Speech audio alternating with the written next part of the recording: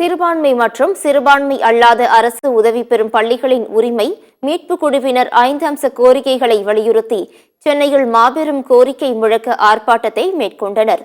சென்னை எழும்பூர் ராஜரத்தினம் மைதானம் அருகே நடைபெற்ற இந்த ஆர்ப்பாட்டத்தில் உரிமை மீட்பு குழுவின் செயலாளர் கனகராஜ் மற்றும் உரிமை மீட்பு குழுவின் அமைப்பாளர் ஜான் கென்னடி உள்ளிட்ட பலர் கலந்து கொண்டனர்.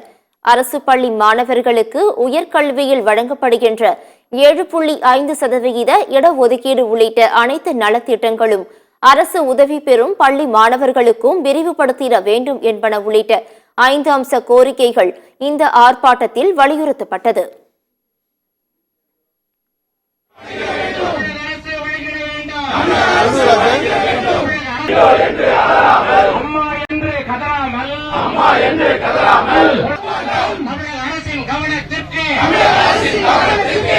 முதல்வரின் கவனத்திற்கு கொண்டு செல்லும் ஆர்ப்பாட்டம் மாணவர்களுடைய வேற்றுமையை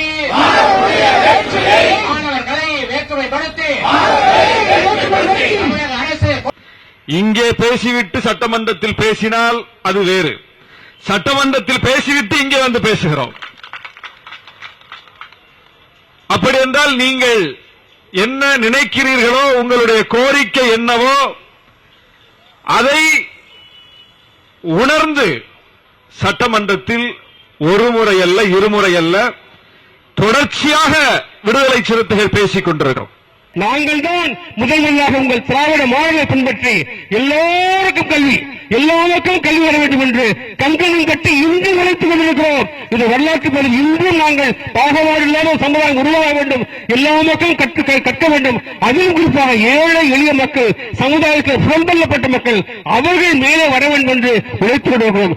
எங்களை நீங்கள் ஒதுக்கலாமா? திராவிட மாடல் அரசே, எங்களை ஒதுக்கலாமா? மானிடத்தை மதிக்காத மதங்கள் இந்த பூமியில் இருத்தல் கூடாது. மானிட நேயமில்லா மதங்கள் இந்த பூமியை விட்டு ஒழிய வேண்டும் என்பதுதான் அவருடைய நோக்கமாக இருந்தது. அத்தகைய மாபெரும் இயக்கத்தின் சொந்தக்காரர் அவர் விட்ட விதைகள் இன்றும் திராவிடத்தை தூக்கி நிறுத்திக் கொண்டிருக்கிறது என்பதுதான் மாபெரும் வரலாறு. அதுதான் நமக்கு இந்த போராட்டத்துக்கு கிடைக்கக்கூடிய ஒரு ஆணிவேர். இரண்டாவதாக, தானாக வந்த தலைமைதான் கர்மவீர காமராஜர்.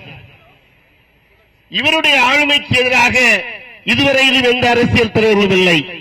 உலகம் முழுவதும் இன்று அடிப்படை கல்விக்கு காமராஜருடைய மாடல் தான் தலை சிறந்த மாடலாக இருக்கிறது.